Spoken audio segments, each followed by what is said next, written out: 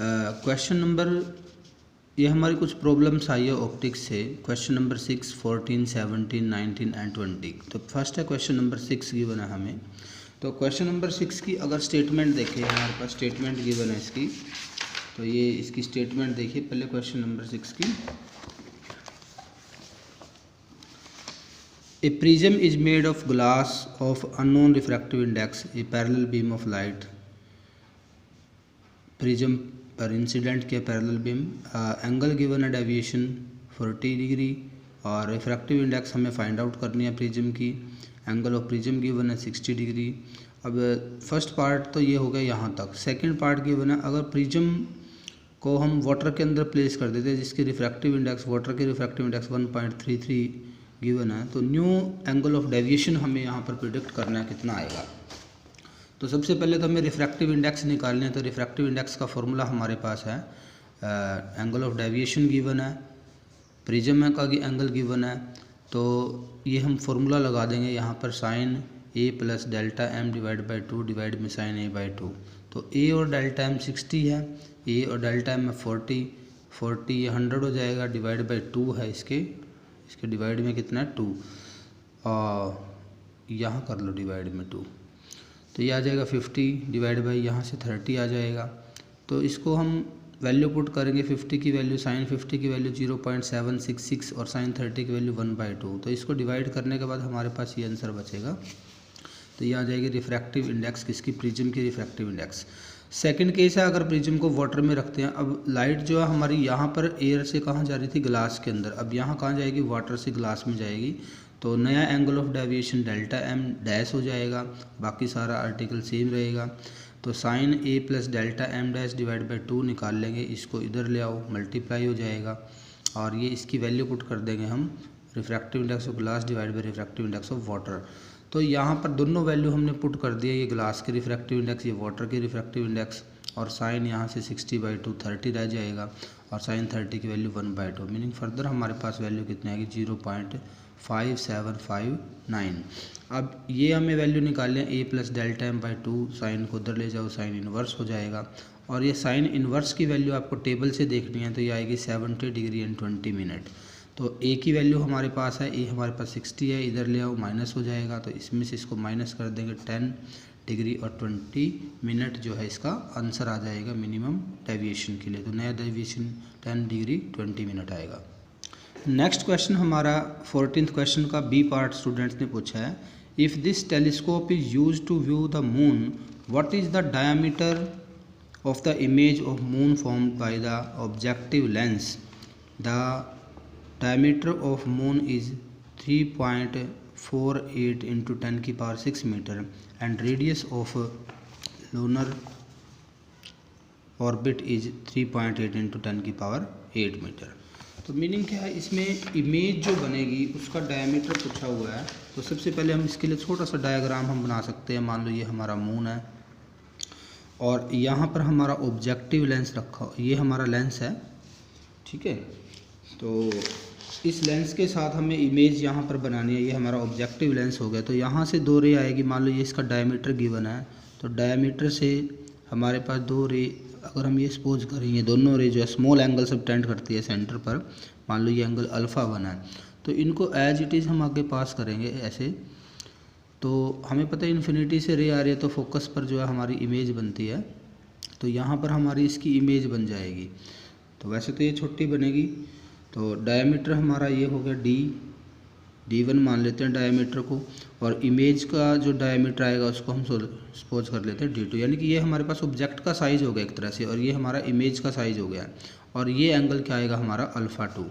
अब क्योंकि ये जो मून है वो बहुत ज़्यादा डिस्टेंस पर है, तो इसलिए जो एंगल सबटेंड होगा, this angle is very small angle, और हम ये हमारी जो है रेडियस हो जाएगा, और ये हमारी एक तरह से डायमीटर है। तो टेंजेंट α1 की वैल्यू हम यहाँ से निकाल सकते हैं। टेंजेंट α1 जो आएगा हमारा एक तरह से क्या आएगा, टेंजेंट की वैल्यू निकालो, तो या फिर सिंपल आप α1 निकाल सकते हैं। α1 जो आएगा आर्क लेंथ, क्योंकि मून बहुत ज़्यादा डिस्टेंस पर है, तो हम ये मान लेते हैं इसका डायमीटर और आर्क लेंथ नियरली इक्वल है। तो ये हमारे पास क्या आ जाएगा, arc length divide by radius r कर देंगे यहाँ पर, और उसके बाद हम अल्फ़ा 2 निकाल लेंगे। अल्फ़ा 2 हमारा क्या आएगा, क्योंकि इमेज हमारी कहाँ पर बनी है, फोकस पर बनी हुई है, तो D2 डिवाइड बाई क्या आ जाएगा, focus of the objective lens आ जाएगा। या इसको हम अगर R2 लेना चाहें तो R2 ले सकते हो आप। पहले इसको R2 पुट कर देंगे।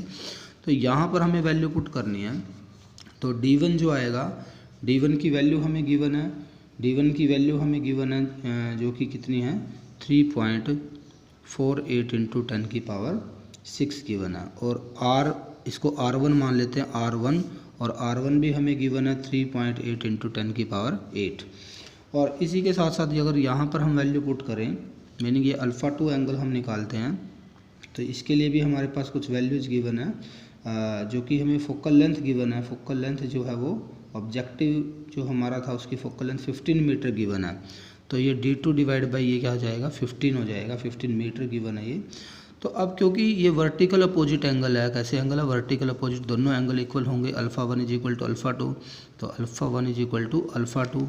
तो ये जो हमारे पास D2 डिवाइड बाई 15 आया है, ये किसके इक्वल आ जाएगा, 3.48 इंटू 10 की पावर 6 डिवाइड बाई 3.8 इंटू 10 की पावर 8 को। तो 15 को इधर ले आएंगे तो D2 निकल जाएगा। तो D2 की जो वैल्यू आएगी 4.8 इंटू 10 की पावर 6 डिवाइड बाई 3.8 इंटू 10 की पावर 8, और 15 आ जाएगा मल्टीप्लाई में। तो इसकी मल्टीप्लाई करने के बाद ये हमारे पास जो आंसर आता है 13.73 सेंटीमीटर आ जाएगा। तो एक तरह से हमने क्या निकाल लिया, ये इमेज का साइज़ निकाल लिया एक तरह से। तो इसमें थोड़ा सा याद रखना पड़ेगा, जो हमारा यहाँ पर ये जो हम R2 लेंगे, ये R2 किसके इक्वल लेंगे, इसकी फोकस के इक्वल। क्यों लिया फोकल लेंथ के इक्वल, क्योंकि ये एंगल जो है, these angles are very small angle. अब इक्वल क्यों लिया, क्योंकि वर्टिकल अपोजिट एंगल है, इसलिए हमने इनको इक्वल ले लिया।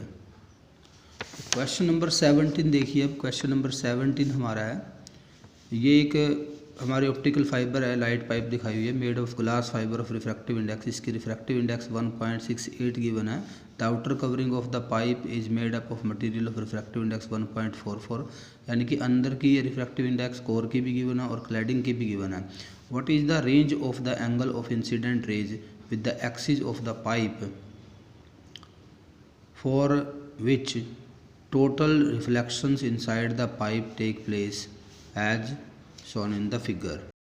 तो सबसे पहले हमें N1 और N2 दोनों गिवन है, तो हम यहाँ से जो है क्रिटिकल एंगल फाइंड आउट करेंगे। क्रिटिकल एंगल के लिए हम फॉर्मूला लगा सकते हैं यहाँ से। तो साइन C जो आएगा, this is equal to N1 divide by 1/N1 divide by. तो सबसे पहले हमें क्या करना है, रिफ्रैक्टिव इंडेक्स खोज करनी है। डेंसर मीडियम की रिफ्रैक्टिव इंडेक्स 1.68 गिवन है, और रेयर मीडियम की रिफ्रैक्टिव इंडेक्स जो है वो 1.44 गिवन है। तो साइन C हमें फाइंड आउट करना है। सबसे पहले साइन C की वैल्यू जो आएगी, ये वैल्यू हमारे पास आ जाएगी N1 डिवाइड बाई N2।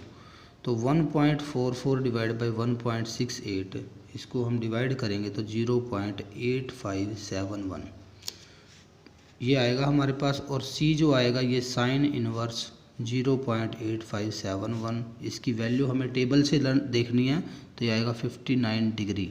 तो यानी कि हमारे पास सबसे पहले क्या आ गया, यहाँ पर क्रिटिकल एंगल हमने फाइंड आउट कर लिया है। तो मीनिंग क्रिटिकल एंगल जब हमारे पास आ गया है, तो टोटल इंटरनल रिफ्लेक्शन के लिए एंगल ऑफ इंसिडेंस जो होगा हमारा, ये जो एंगल ऑफ इंसिडेंस हमारा होगा, इसकी हम कंडीशन जो है, इसके लिए हमारे पास क्या कंडीशन होती है कि हमारा जो एंगल ऑफ इंसिडेंस होता है वो क्रिटिकल एंगल से क्या होना चाहिए, ज़्यादा। तो सबसे पहले तो एंगल ऑफ इंसिडेंस अगर हम निकाल ले, ये हमारा क्रिटिकल एंगल से क्या आएगा, ज़्यादा आएगा, यानी कि आई की जो वैल्यू आएगी this is greater than 59 degree. तो क्रिटिकल एंगल हमारा 59 डिग्री से क्या आएगा, ज़्यादा आएगा।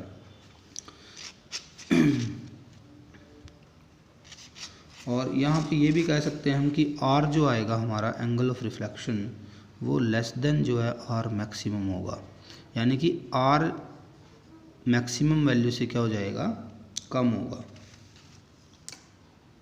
तो R मैक्सिमम की वैल्यू हमारे पास यहाँ पर आ जाएगी स्नेल्स लॉ से हम ये वैल्यू निकाल सकते हैं, sine i maximum divide by sine r maximum. अब देखो रिफ्रैक्टिव इंडेक्स हमें गिवन है 1.68 और रे हमारी कहाँ से कहाँ जा रही है, इसके लिए अगर हम करते हैं तो रेयर मीडियम से अगर डेंसर मीडियम में जाती है, रेयर से डेंसर में जाती है, तो ये हमारा जो आई मैक्सिमम आएगा, तो साइन आई मैक्सिमम निकाल लेते हैं यहाँ से, sine i maximum this is equal to, ये कितना आएगा हमारे पास 1.68 इंटू साइन आर मैक्सिमम हो जाएगा। तो और आर मैक्सिमम की वैल्यू हम निकालते हैं, अगर आर मैक्सिमम, तो आर मैक्सिमम हमारे पास कितना आएगा, तो माइनस करके निकालना पड़ेगा हमें। ये टोटल अगर एंगल देखें हम, एक एंगल हमारा ये है, एक एंगल हमारे इस ट्रायंगल में ये जो ट्रायंगल बनी हुई है ये है, और एक एंगल हमारा आर है, तो ये आर मैक्सिमम जो आएगा हमें पता टोटल जो, तो आर मैक्सिमम जो हमारी वैल्यू यहाँ से आई है, तो r maximum plus C plus 90 is equal to 180 degree. तो आर मैक्सिमम जो आएगा, इसको इधर ले जाओ 90 माइनस सी, तो 90 माइनस सी आ जाएगा ये, तो ये आ जाएगा 90 माइनस क्रिटिकल एंगल, और क्रिटिकल एंगल हमारा कितना था 59 था, तो 90 माइनस 59 ये जो आएगा 31 आ जाएगा, 31 डिग्री। तो ये 31 डिग्री हमें यहाँ पर पुट करनी है इस क्वेश्चन में। तो हमारे पास जो आंसर बचेगा अब यहाँ से 1.68 इंटू साइन 31, तो साइन 31 की वैल्यू पुट करेंगे 1.68, 31 की जो वैल्यू आएगी 0.5156, तो ये हो जाएगा 0.8662। तो आई मैक्सिमम निकालना हमें, तो आई मैक्सिमम जो आएगा दिस इज साइन इनवर्स 0.8662। तो ये जो वैल्यू आएगी यहाँ से साइन इनवर्स के बाद, ये नियर अबाउट हमारे कितने आते हैं 60 डिग्री के आसपास वैल्यू हमारी साइन की आ जाएगी, मीनिंग इसकी आई मैक्सिमम की आ जाएगी। तो इस तरह से हमें आई मैक्सिमम की वैल्यू निकालनी है। तो यहाँ पर एक तरह से ये ट्रायंगल हमारी यूज हुई है, ये जो ट्रायंगल है ये आर, ये सी यानी कि क्रिटिकल एंगल है सी, और ये हमारे पास 90, तीनों का सम हमारा जो होता है वो 180 डिग्री होता है। इस कंसेप्ट का यूज़ करके ये आर निकाल लेंगे हम, और जब आर निकल जाएगा तो स्नेल्स लॉ लगा करके क्या निकल जाएगा, आई मैक्सिमम भी निकल जाएगा। तो इसका मीनिंग क्या हुआ भी, जो यहाँ से जो रे इंसिडेंट की है, यहाँ से जो हमने रे इंसिडेंट की है, अगर इनका एंगल ऑफ इंसिडेंस जो है ये लेस देन 6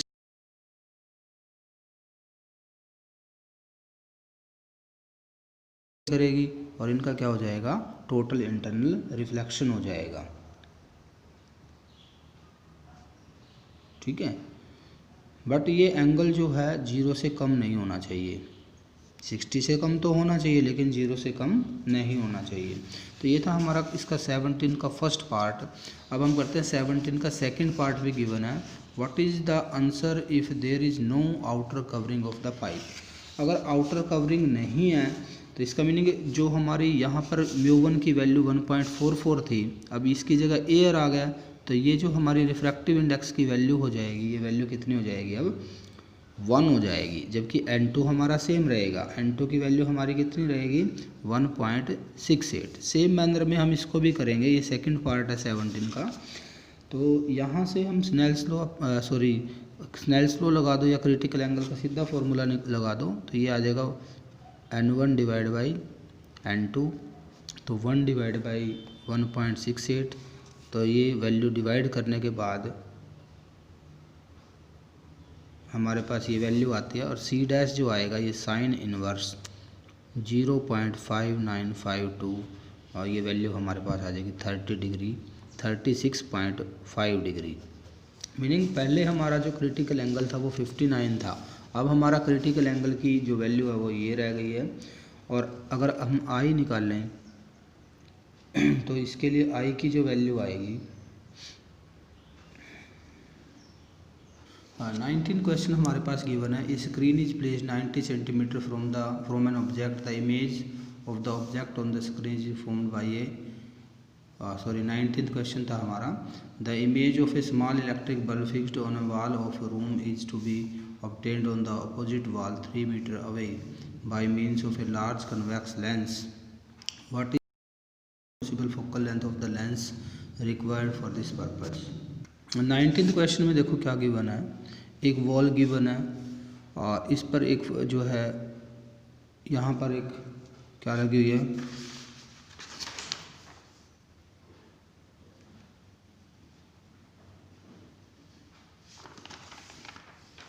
एक बल्ब लगा हुआ है यहाँ पर, और इसकी जो इमेज है वो हमें अनदर वॉल जो अपोजिट साइड में है उसके ऊपर बनानी है। तो बीच में हम क्या रख लेते हैं, एक कन्वेक्स लेंस रख लेते हैं। कन्वेक्स लेंस से हमें इमेज बनानी है और ये जो टोटल डिस्टेंस है, ये टोटल डिस्टेंस हमें गिवन है 3 मीटर। तो मीनिंग अगर हमें रियल इमेज बनानी है यहाँ पर इस वॉल पर, इसकी सेम साइज़ की इमेज हमें बनानी है यहाँ पर, तो image of a small electric bulb on the wall of room is obtained on opposite wall 3 metre away by means of a large convex lens. What is the maximum possible focal length? तो maximum possible focal length अगर हमें find out करनी है तो हम यहाँ पर वो केस लेके चलते हैं जब इमेज जो बनती है सेम साइज़ की इमेज अगर यहाँ पर बने। तो सेम साइज़ का मीनिंग क्या है, ऑब्जेक्ट यहाँ से ये जो डिस्टेंस है लेंस के सेंटर से, ये हम ले लेते हैं 2f1 ले लेते हैं। तो इधर जो इमेज बनी है वो कहाँ पर बनी है, 2f2 पर बनी है। यानी कि टोटल जो डिस्टेंस आएगा 2f + 2f कितना हो जाएगा, 4f हो जाएगा। तो 4f is equal to 3 metre, then f is equal to 3/4 metre. Divide करेंगे तो 0.75 मीटर जो है ये हमारे पास वैल्यू आ जाएगी। 19th क्वेश्चन हमारे पास गिवन, 20th क्वेश्चन गिवन है, a screen is placed 90 centimetre from an object. The image of object on the screen is formed by convex lens at 2 different locations separated by 20 centimetre. Determine the focal length of the lens. भी lens को अगर 2 अलग अलग location पर रखें और उनके बीच का डिस्टेंस कितना लें, 20 सेंटीमीटर लें, तब हमारे पास जो है इमेज कहाँ पर बनती है, स्क्रीन पर बनती है इमेज। तो मीनिंग क्या है, अगर हम यहाँ पर सपोज करें ये हमारा ऑब्जेक्ट है और एक बार लेंस को हमने रख दिया है इस लोकेशन पर, ये मान लो हमारी लोकेशन L1 है, और यहाँ से हमारी इमेज जो है स्क्रीन पर बनी हुई है। स्क्रीन का डिस्टेंस जो हमारा है, ये डिस्टेंस हम मान लेते हैं D, और D की वैल्यू जो है हमारे पास कैपिटल D मान लेते हैं इसको, कैपिटल D, और इस कैपिटल D की वैल्यू हमारे पास गिवन है 90 सेंटीमीटर। ये हमारा ऑब्जेक्ट है, ये लेंस की फर्स्ट पोजीशन है, और ये हमारी स्क्रीन है जिसके ऊपर हमारी इमेज बनी हुई है। तो फर्स्ट केस तो हमें ये गिवन है, और दूसरे केस में हमें क्या गिवन है, ऑब्जेक्ट भी वहीं रखा है, स्क्रीन भी वहीं पर है, सिर्फ लेंस की लोकेशन हमने चेंज कर दिया, लेंस को थोड़ा सा हमने मूव करवा दिया इधर या इधर। तो ये हमारी सेकंड पोजीशन हो जाएगी लेंस की, और ये डिस्टेंस अब भी हमें कितना गिवन है, D गिवन है। मीनिंग अगर मैं इस लेंस को यहाँ पर बनाता हूँ, ऊपर वाले लेंस को L1 को, तो इन दोनों के बीच का ये जो डिस्टेंस है ये हमें गिवन है D, स्मॉल d। तो कैपिटल D की वैल्यू हमारे पास है 90 सेंटीमीटर, स्मॉल d की वैल्यू हमारे पास है 20 सेंटीमीटर। तो मीनिंग यहाँ पर एक तरह से डिफरेंस हमारा, देखो 2 तरह से क्वेश्चन हो सकता है। V + U अगर हम देखें यहाँ पर V + U यानी कि एक हमारा V हो जाए और दूसरा हमारा U हो जाए, अगर मीनिंग ऑब्जेक्ट का डिस्टेंस U और इमेज का डिस्टेंस क्या हो जाए V, तो टोटल डिस्टेंस हमें गिवन है, ये किसके इक्वल गिवन है, D के इक्वल गिवन है, ये हमारे पास है 90 सेंटीमीटर। बट अगर डिफरेंस देखें हम ऑब्जेक्ट और ये अगर डिफरेंस देखें हम, तो यहाँ पर कुछ चेंज आ रहा है, देखो 20 सेंटीमीटर का चेंज। यानी कि अगर हम U को, इसको, ये लेंस को इधर कर दें तो U की वैल्यू चेंज हो जाएगी, उसके विद रिस्पेक्ट में हमारी किसकी वैल्यू चेंज हो जाएगी, V की वैल्यू चेंज हो जाएगी। ये देखो u को चेंज करने से हमारा v चेंज हो रहा है, तो ये दोनों का डिफरेंस निकाल लेते हैं। u और v का डिफरेंस जो आएगा ये हमारा किसके इक्वल आएगा, d के इक्वल आएगा, और जो कि d जो है हमारे पास ये कितना है 20 सेंटीमीटर है। तो दो इक्वेशन हमारे पास बन गए, दोनों को सॉल्व कर लो, v और u की वैल्यू आ जाएगी। तो v प्लस u जो है 90 और v माइनस u जो है वो 20, तो ऐड कर देंगे इक्वेशंस को। तो ये हमारे पास आ जाएगा 2v is equal to 110 and v is equal to 110 divide by 2, ये आ गया।